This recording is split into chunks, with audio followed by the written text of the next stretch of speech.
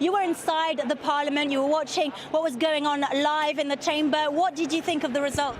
Well, I'm an independentist, so today for me it was a day of joy, but it's also a day of self-contained joy, because we all know that the situation is extremely difficult, and this is a declaration of independence that is facing enormous difficulties, so it's a self-contained joy.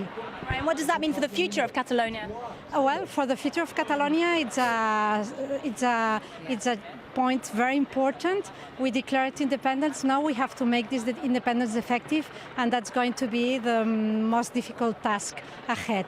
You yourself are an economist. Tell us what this would mean for the economy of Catalonia. We know that it's an extremely wealthy region here in Spain. Loads of banks, namely, have relocated elsewhere outside of Catalonia. What does that mean for the future of the economy?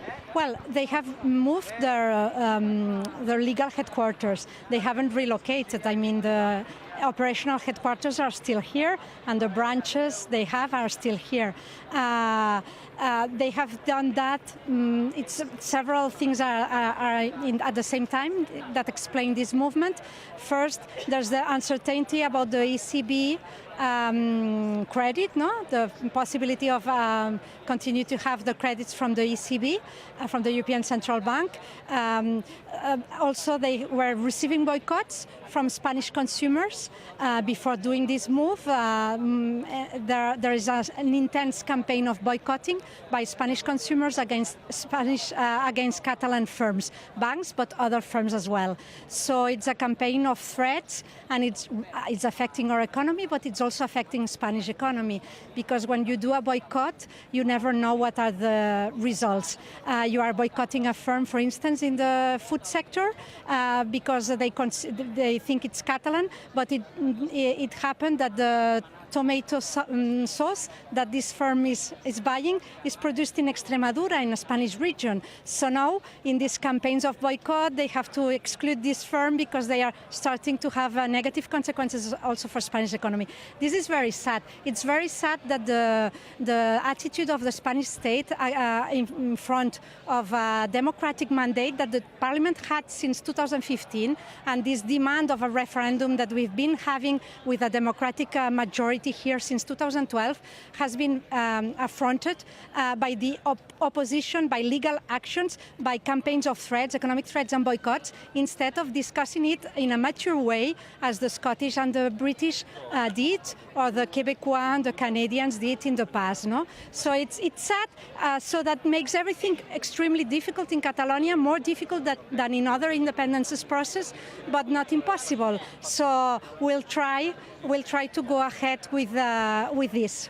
Mariano Rajoy, we heard him earlier at the Senate in Madrid, and he said that breaking away from Spain was very bad for the economy, that it was isolate Catalonia. When you were talking about economy, you were talking about imports, exports. What will you do if Catalonia is not recognized by the international community? Well, recognition and trade are things different, and the recognition comes from individual countries, not from the international community as a whole that does not have the power to recognize a country. It's every state that recognizes other states. This is one thing. Another thing is independence de facto, and which is more a matter of fact than a matter of right. And then there's trade, and then there's economic relationships, and all these things do not come completely together always. For instance, when they say Catalonia is going to be excluded, well, if it's independent, if this independence is recognized, because if the independence is not recognized by Spain, we're still members as citizens, as firms here, are still members of the European Union. It's not that easy to exclude a society that is already a member of the European Union from the European Union. As we've seen with Brexit, things need to be negotiated, and to negotiate, first you have to recognize the other. So first step would be that the Spanish state recognize this independence, and this doesn't seem to be the case. Well, if we were in that scenario, and they would continue blocking our continuity in the EU, like vetoing the membership of Catalonia in the EU, there are other options. Many countries in Europe and other trade freely in the European market, and they are not members. No? So let's say the case of Norway, for instance, or Switzerland. This can be done by bilateral agreements, and to sign a bilateral agreement of this type, there's no need, Spain cannot veto it because there's no need of unanimity.